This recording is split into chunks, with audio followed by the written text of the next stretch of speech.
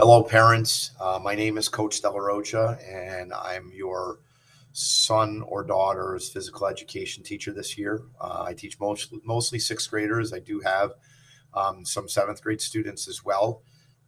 It's great to be back to somewhat of a normal school year, although we're not quite there yet. We're well on our way um, to, in a sense of we're offering our normal curriculum again to our kids.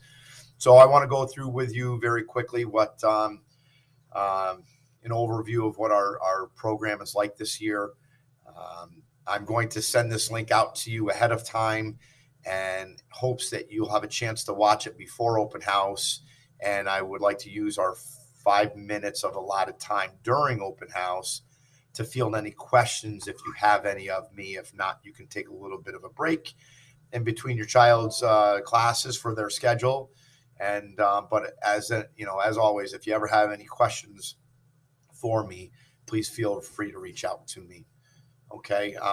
Getting into this, I like to start with this slide because I do have mostly sixth graders. When I talk about the difference between elementary school phys ed and middle school, there's not much of a difference this year in the sense that in the past, the biggest difference was we changed for class. Now we're not changing and not using the locker rooms anymore. I'm not sure if this is going to be a temporary thing or not, but I don't foresee us using the locker rooms at all during this school year, other than to just set our book bags down there for storage and use the bathrooms and drinking fountains that might be in there. So, for the most part, it's just like elementary school in the sense where your child needs to make sure that they're properly clothed on days that they have their phys ed class, which means wearing sneakers on their feet, and making sure their clothing is appropriate for the weather. And I like to emphasize that because we do try to go out as much as possible. In fact, our goal is to stay outside for our classes until November, which right now it's very comfortable out, but come first, second week of November, a lot of times we will be encouraging our kids to wear their hat and coats down to class. But in the meantime, for those warmer days, shorts and a t-shirt are fine. And for colder days, sweatshirts and sweatpants. Try to avoid wearing jeans. We just want them to be in loose-fitting clothing where they can move freely, as opposed to things that are restrictive. So I went over this stuff already. During our fall units between September, October, and November, these are going to be the units we're going to be engaged in. Right now, we are in the midst of our flag football unit. Middle of October, we move over to a track unit. We actually hope to be taking our kids over to the high school East track to run a couple events during their scheduled phys ed class if time allows. And we finish up the fall with our last outdoor unit. It's a game called Speedball, and we try to stick with Speedball until Thanksgiving. When we're forced to be inside in December, January, February, March, pretty much all the way till April break, these are our offerings. Pickleball is something that we're doing differently this year. In the past, we've done wrestling, but due to COVID, we're staying away from that. So we will have a choice for pickleball and gymnastics between the boys and girls classes that are down here. Those things will be going on simultaneously with one another. At least that's the plan right now. Floor hockey and field hockey is the next unit that the boys move into while the girls swim.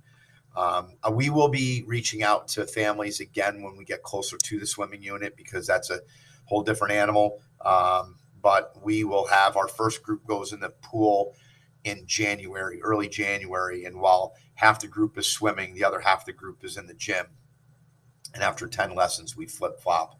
So that floor hockey, field hockey, swimming block takes us from the beginning of January all the way through till like the second week of March. And then we all come back together in the green gym for volleyball and shen ball. And those are our last two new units before we hit spring break. And that usually brings us outside after we return from spring break for the following, for our final three units. Grading in class. It really is our participation-based class. It's very easy to earn an A. In my mind, you just have to be prepared every day and give it your best shot. We don't grade people on their athletic ability, but effort and participation are a must. This is a participation class. We do supplement our grades with quizzes at the end of a unit. We use our platform of Google Classroom to assign these quizzes, and kids take them outside of class on their own. So it's important that they're in tune to their due dates as things come up on Google Classroom. But these are pretty much our hallmarks for class: to be here and on time, make sure you're prepared and respectful of everyone, and be engaged in whatever's going on. There's 5 participation points that you can earn each day, and as we explain to the kids, every day they start off with 5 points, and our goal is that they leave class that day with all 5 points. And if they're doing all of these things, they should have no problem doing that. In addition to those 5 points, as I started to talk about, we have occasional quizzes that we give on Google Classroom. Usually have about 1 or 2 quizzes a quarter, and they equate to what would be 2 classes. So they're usually out of 10 points. So it's important that they keep up to date with their due dates on the quizzes, because we do not offer extended deadlines on quizzes, because the kids have unlimited opportunities to submit and resubmit their quizzes during the window of time where the test is open. When the test closes, we don't accept any late assignments. Other topics, I guess I would like to talk about if at any point there's an issue where your son or daughter's got to sit out because of a medical excuse. Things that come from the doctor have to go to the nurse. Occasionally, mom or dad will write a note to say, so-and-so was out for a week with a bad cold, and I just don't want him to play today, so I can, help him get over this cold. If it's a parent note, that those notes can come right to the teacher. But if it's a note from a doctor, those notes have to go to the nurse. Finally, I'd like to talk about our intramural unit. Our intramural program is a very popular program. I'm going to click here, and hopefully this page comes up for you guys. This is a link to our website. These links are available in the staff directory on all 3 middle school web pages. So if you scroll down to Coach Della Rocha, you will see a link for the Green Gym website there.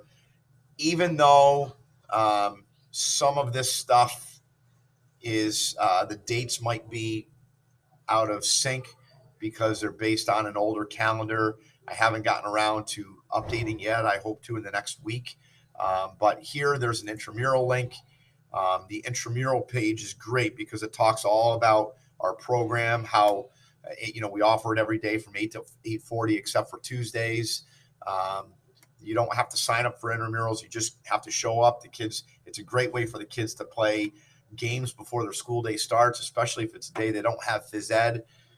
The only unfortunate thing is you really need to find a way to get to school because intramurals starts before the buses actually get here. So here is a printable schedule of our intramurals. Depending on what activity your son or daughter wants to participate in will determine where they should be dropped off. For instance, right now in the beginning of the school year, again, these dates don't line up. They correlate with 2019-20, but the offerings were all the same. So if someone's coming in for flag football, that unit's being run by Coach McQuaid and Coach Gifford. They pick their students up in the COTA cafeteria, and they participate in that unit on the white or the COTA gym fields. I run a hockey off-season skills in the green gym, so I pick up the kids in the Gowanus cafeteria, and we do this for a 6-week period until about the middle of October before we transition to a different set of offerings. So if this is something that you think your kid would be interested in, it is a great way to start the school day. Again, sorry if I took more than 5 minutes here today. If you have any questions about anything, please feel free to send me an email or log on to the open house link in your child's Google Classroom, and I'll be happy to answer any questions. Thank you very much.